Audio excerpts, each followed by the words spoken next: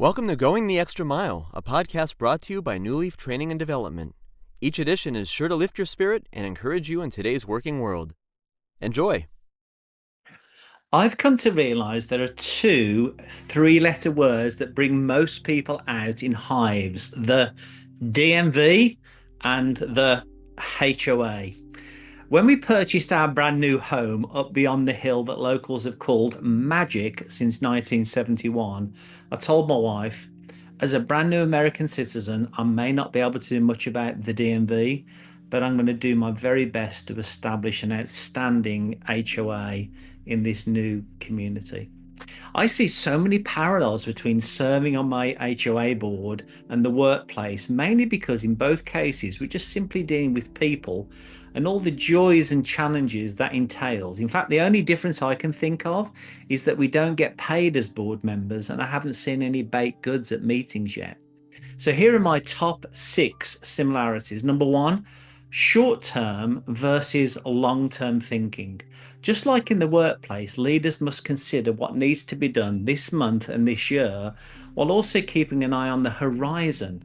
We need to be able to pay the bills today and ensure we have sufficient reserves for future repairs and replacements. Number 2, establishing a mission, a vision, and a set of values. Peter Drucker, the renowned management thinker, once said, quote, "The only things that evolve by themselves in an organization are disharmony, distrust, and discordance, and that great leaders create an intentional, high-achieving culture." Likewise, any successful work team I've ever been part of or consulted with thrives on clarity of direction. As a HOA board, we need a clear mission. That's our why. We need defined goals, our vision for the year ahead, and shared values, the rules of engagement that guide how we work together as a board. Number 3, be clear on our customer needs. I've come to the conclusion there are 3 levels of customer service: satisfy, exceed, and anticipate needs. Great organizations focus on all 3 levels, and we must endeavor to do the same as an HOA board: satisfy, exceed, and anticipate customer needs. Number 4, encourage a contribution rather than a consumer mindset. Have you noticed, because I have, there seems to be 2 types of people at work, and in life generally, I think. The first is what I call the consumer, and they expect the organization to meet all their needs and complains when it doesn't, often leaving if things aren't fixed. Now, the second, what I call the contributor, shows up on time, offers constructive, solution-minded input, and focuses on the collective good. Have you noticed how consumers speak in me, my, and I, whereas contributors speak in us, we, together? Number 5, see vendors as partners.